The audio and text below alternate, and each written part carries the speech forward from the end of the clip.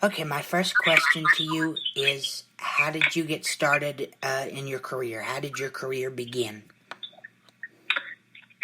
Well, I guess it began a little later than some. My last year of high school, I started to become interested in dance, mostly social dance.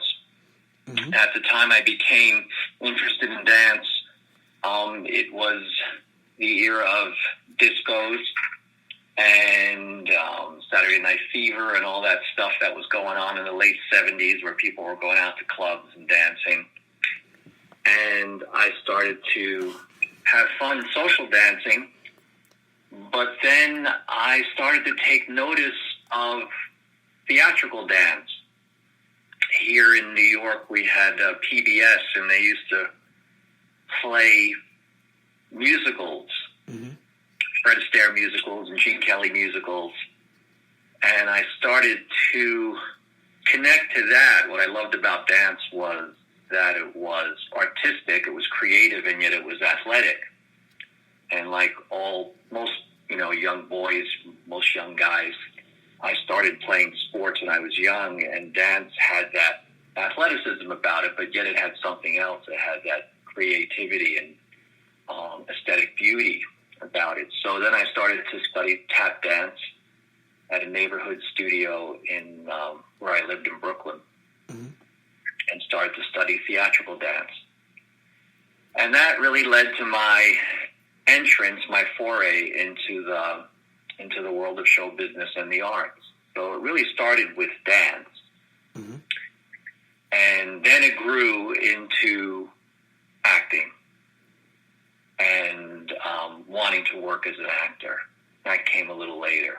I also grew up at a time where I was very lucky. There were a lot of role models as far as great actors went, and the role models were different from actors in the past. A lot of the actors I grew up with, they looked more like regular people.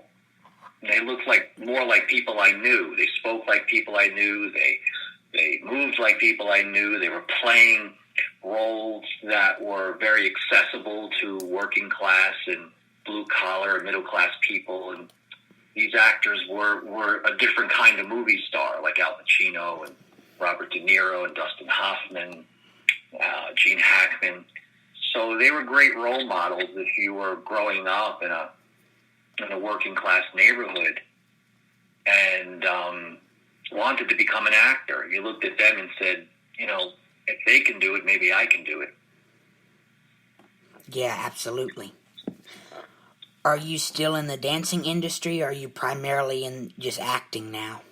No, well, I'm too old to dance anymore. Dance was a way of me getting into the door of the arts and show business, but I started very late, and I didn't start training seriously really until my early 20s.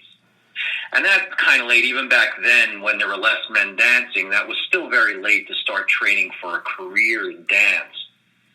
So it was my way to start getting work, because I also took some singing and voice lessons and was studying acting, and dance was a way for me to get work in musicals, in musical theater.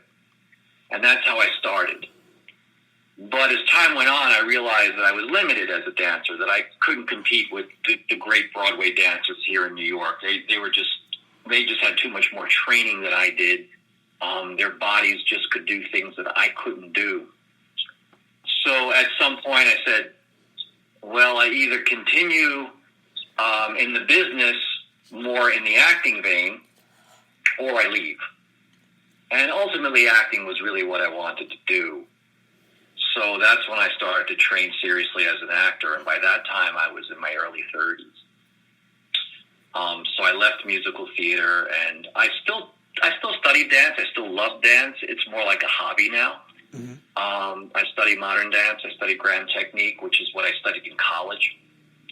I came back to a love of modern dance later in life again in my 40s. I couldn't do jazz or ballet anymore, and modern dance seemed to fit my body well again in my mid-age. So dance is still I guess my first love, but it wasn't going to continue me in the business. on a long-term basis. And that's when I started to get more serious about acting. Yeah, absolutely. And that's great. You started in dancing and it led to acting. This industry is it leads to so many things: acting, dancing, singing, producing, writing. Exactly. There aren't many artists these days who wear just one hat. There isn't enough work, and there's too many of us. And if you can do more than one thing, the more you can do, the better. The whole idea of being a specialist now really is the thing of the past, where there was dancers and there were singers and there were actors and there were variety artists and there were writers and there were producers. You have people doing taking on multi hats, and that's actually more of a throwback to when you look at the Renaissance. People like Shakespeare and Moliere, they did more than one thing.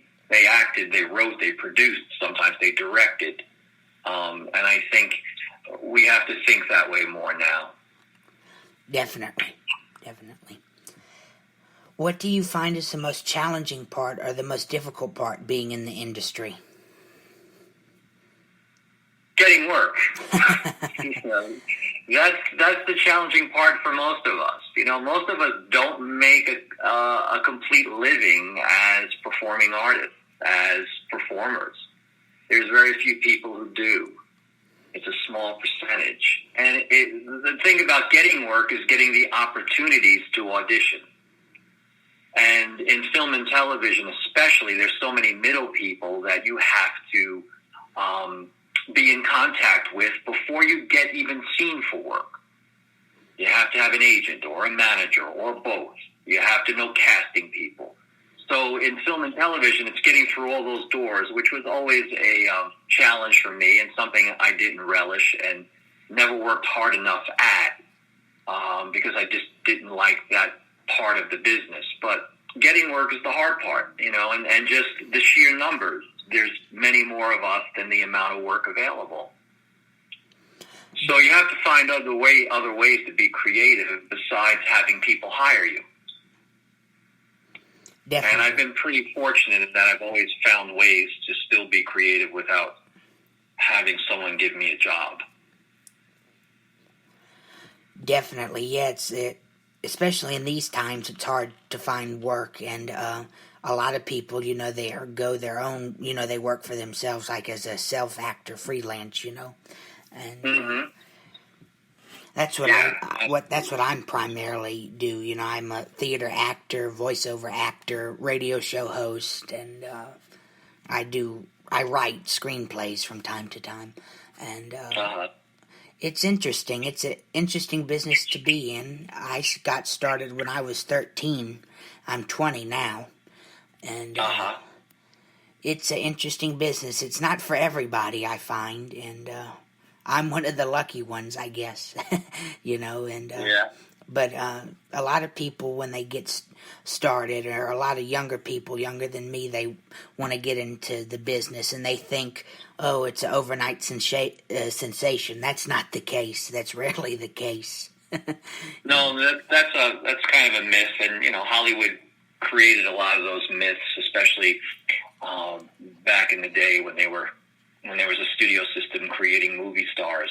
People being discovered in drugstores and in grocery stores. It just didn't happen, and it doesn't happen now either. I don't know anyone who, quote unquote, became a star overnight or made it overnight. It just doesn't happen. We don't realize the beginnings of many actors' careers, and many of the star actors we see now, started in theater, playing small theaters in New York or Los Angeles or around the country, and some of them eventually became noted actors, star actors, celebrity actors, but they just didn't grow out of the ground and suddenly become a star. And they worked their ladder, they worked their way up. It does help to be young and beautiful in Hollywood and New York too. Beauty and youth does get you through doors, but to sustain a career, you also have to be good at what you do. Definitely. You have to know what you're getting into and learn what you're getting into, and You know, you never stop learning. You always have room to learn. Well, and that's why one keeps on staying creative, because there is no end to this. There is no I now know it all, or I am a complete artist I need to be. There's always things to discover. It's a constant exploration process of knowing oneself and knowing oneself in the art that you are a part of. Definitely. And I find a lot of younger actors, going back to what is the most challenging part or difficult part in the industry is, don't take rejection personally, and that's very hard for younger actors or starting actors, and you have to have a thick skin for that, because a lot of people, they do take it personally, and you can't do it that way. It's nothing personal. It's just business, Casting directors already have that idea in their mind, for their character. And it is easy to say don't take it personally, and that certainly is where you want to be, especially if you're auditioning on a consistent basis. 99% of the time, or if not more, you're going to get no's. But it's hard to separate who we are and what we do. So there are times when you have to work hard at not taking it personally, because we are, in a sense, selling ourselves as instruments. We can't separate ourselves from what we're putting out there. So when you're younger, it is more difficult to take the rejection. And I try not to use the word rejection. It's just they decided to pick another brand that day. They decided to go another way that day. They decided that they wanted roses instead of daisies, or they wanted, pears instead of apples. Usually it doesn't have anything to do with what you went in there and gave them. If you give them your interpretation and you do it well, they just may decide that someone else's interpretation is what they're looking for. So, but what young actors, more than anything, a lot of them just don't want to train either, and they don't want to do the hard work of becoming an artist, becoming an actor. They'd rather binge watch 40 hours of a television show than actually take a class or work on their voice or work on their body, or sit down and write a monologue for themselves. Whatever the case may be, I think young people sometimes get in the habit of wanting it without working at it, and watching too much and not doing enough. And American actors are more prone to that than British actors, European actors. I think some American actors get spoiled. Definitely. Yeah, definitely. I find the European actors or British actors, they're much more revered in their career. They're much more celebrated in career. And it's, I think it's the training there, because they have a different process, same process, but a different, type of training with British actors and European actors, Yeah, well, they believe in training. And unfortunately, some of our actors here, young actors, don't want to go through that training process, thinking that if you're going to make a career in film or television, you don't need it. But if you look at all the great British actors, for example, young, middle-aged, or old, they all went through the training system that a theater actor would go through. That is their foundation. Whether they made their living primarily in theater or not, you still have to go through that acting, vocal, and physical training that a theater actor goes through, and then apply it to film and television. But I think that's still very necessary. If you want to have a range, be able to play a range of roles and characters, yeah, sure. Some actors fit in a certain box, and they're able to play in that box for their entire careers. If that's what you want, great. You have to find that box and then play in it and be willing to play in it all the time. But I think the true actor wants to be a character actor, wants to be able to play a wide variety of roles and people that demand all sorts of technical as well as psychological training. I think that's the great gift of an actor to be able